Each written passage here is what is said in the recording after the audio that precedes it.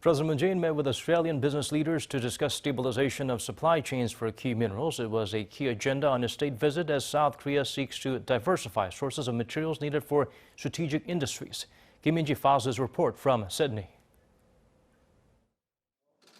President Moon Jae-in says if South Korea and Australia join hands, they can help stabilize the global supply chain and contribute to carbon neutrality.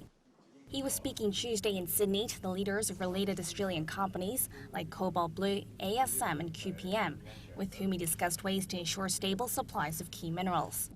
두 나라가 신뢰를 갖고 굳게 손을 잡는다면 글로벌 공급망 안정과 탄소 중립을 앞당기는 데 크게 기여하게 될 것입니다. 주요 선진국 중 가장 빠른 회복세를 보이고 있는 양국 경제도 더 힘차게 도약할 것이라 확신합니다. The two countries have complementary industrial structures, with Australia rich in resources like nickel, cobalt, and lithium, key in the production of semiconductors and electric cars, industries where South Korea is a leader. Seoul has been making efforts to diversify its import partners, after recently going through a supply shortage in urea solution used in diesel engines, caused by restricted exports from China. A day earlier, South Korea and Australia signed an MOU for cooperation in key mineral supply chains, which calls for R&D, bilateral strategic talks, exchanges of information, and more investment. Of the 35 minerals Korea has deemed critical, Australia is a producer of 24 of them, and of the 24, Korea has existing investments in nickel, in cobalt, in graphite, in lithium, and in rare earths.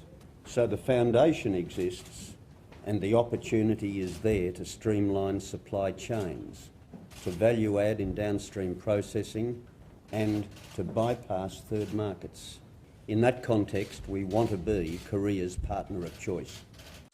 Also on Tuesday, Moon met with the leader of the opposition Australian Labor Party, Anthony Albanese, whom he asked for continued support for the Korean Peninsula peace process. Albanese said that he respects the efforts Seoul has made and that he fully supports denuclearization and peace on the Korean Peninsula.